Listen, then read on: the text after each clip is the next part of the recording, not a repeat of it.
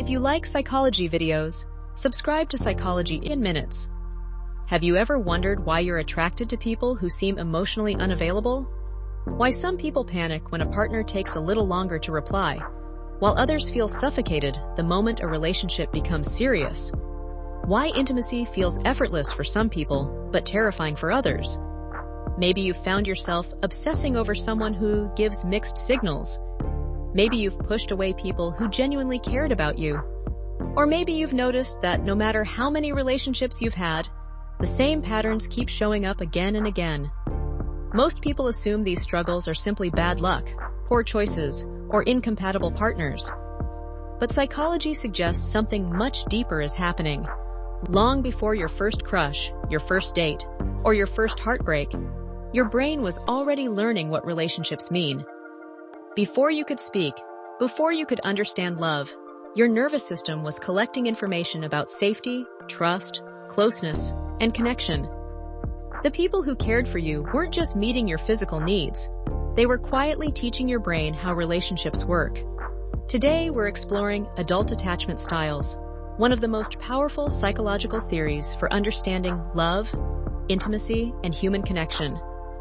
We'll uncover how early bonds shape adult relationships, why people often repeat the same romantic patterns, why some relationships feel addictive, while others feel safe, and most importantly, whether it's possible to change your attachment style and build healthier connections. Imagine a newborn baby crying in the middle of the night. The baby isn't just hungry or uncomfortable. At a biological level, the baby's survival depends entirely on the people around them. For thousands of years throughout human evolution, being close to caregivers increased survival. Being abandoned often meant death. Because of this, our brains evolved to treat connection as a survival need. This is where attachment begins.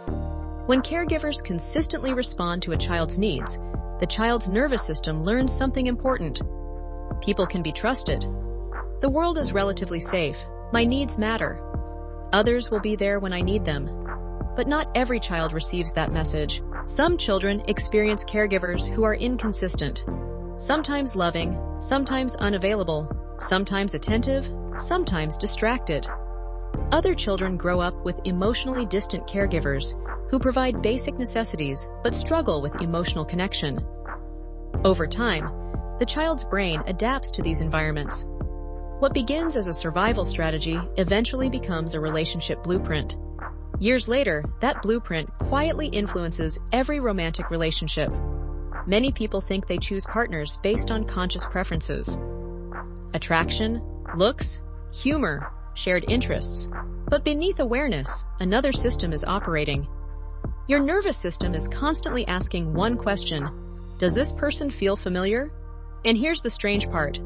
Familiar doesn't always mean healthy. Many people unconsciously recreate the emotional environments they experienced growing up because familiarity feels predictable, even when it's painful. Psychologists generally describe three primary attachment styles: secure, anxious, and avoidant. Let's start with secure attachment. Imagine someone whose caregivers were generally responsive and emotionally available. They weren't perfect. No parent is. But they were reliable enough that the child developed a basic sense of trust. As an adult, this person usually feels comfortable with intimacy. They don't panic when a partner needs space. They don't assume every disagreement means the relationship is ending. They can communicate their needs directly and listen to their partner's needs without becoming defensive. That doesn't mean secure people never feel hurt or anxious. It means those emotions don't completely take over. Their nervous system has learned that relationships can survive discomfort. Now let's look at anxious attachment. Imagine a child whose caregivers were inconsistent, sometimes loving, sometimes unavailable, sometimes emotionally present, sometimes distracted. The child never knows what version of the caregiver they'll get. As a result, the child's brain becomes hypervigilant. They learn to constantly monitor emotional signals. They become experts at detecting changes in mood, tone, and behavior. Years later, this becomes anxious attachment. As adults, anxiously attached individuals often crave closeness but struggle to feel secure. A delayed text message can trigger hours of overthinking. A partner needing alone time can feel like rejection. A minor disagreement can feel like the beginning of abandonment. Imagine receiving a text that simply says, "We'll talk later." A securely attached person might think, "Okay, they're busy." An anxiously attached person might think, "Are they upset? Did I do something wrong? Are they losing interest? Is the relationship ending?" The emotional reaction isn't about the text. It's about the fear underneath it, the fear of being left behind. Now let's look at avoidant attachment. Imagine a child whose emotional needs were frequently dismissed or ignored. Maybe vulnerability wasn't welcomed. Maybe independence was praised while emotional expression was discouraged. The child learns another lesson. Depending on people is risky. Needing people leads to disappointment. The safest option is self-reliance. As adults, avoidantly attached individuals often value independence above everything else. They may enjoy relationships initially, but feel uncomfortable as intimacy deepens. When someone gets too close emotionally, their nervous system interprets it as a threat to autonomy. They may withdraw, become distant, focus on work, need excessive space, or emotionally shut down. The interesting thing is that avoidant individuals often desire connection just as much as anyone else. Their challenge isn't a lack of feelings, it's a fear of dependency. Their nervous system associates closeness with danger rather than safety. Now here's where things become particularly fascinating. Many people don't end up with partners who balance their attachment style. Instead, they often end up with partners who reinforce it. This creates one of the most common relationship patterns in psychology, the anxious avoidant trap. Imagine an anxiously attached person dating an avoidantly attached person. The anxious partner wants reassurance, closeness, and communication. The avoidant partner wants space, independence, and emotional distance. The more anxious partner pursues connection, the more avoidant partner feels overwhelmed. The more avoidant partner withdraws, the more anxious partner panics. Each person's coping strategy activates the other's deepest fear. One fears abandonment, the other fears engulfment. Neither person is trying to hurt the other. They're simply following survival strategies learned years ago. This is why some relationships feel like emotional roller coasters. The intense highs and lows create powerful emotional reactions. Many people mistake this intensity for chemistry, but chemistry and anxiety are not the same thing. Sometimes what feels like a spark is actually your nervous system recognizing a familiar emotional pattern. Your brain says, "I've felt this before, this must be important." But familiar isn't always healthy. In fact, healthy relationships often feel surprisingly calm. And for people raised in chaotic emotional environments, calm can initially feel boring. This raises an important question. If attachment styles are formed during childhood, are we stuck with them forever? Fortunately, the answer is no. One of the most remarkable features of the human brain is neuroplasticity. Neuroplasticity refers to the brain's ability to change throughout life.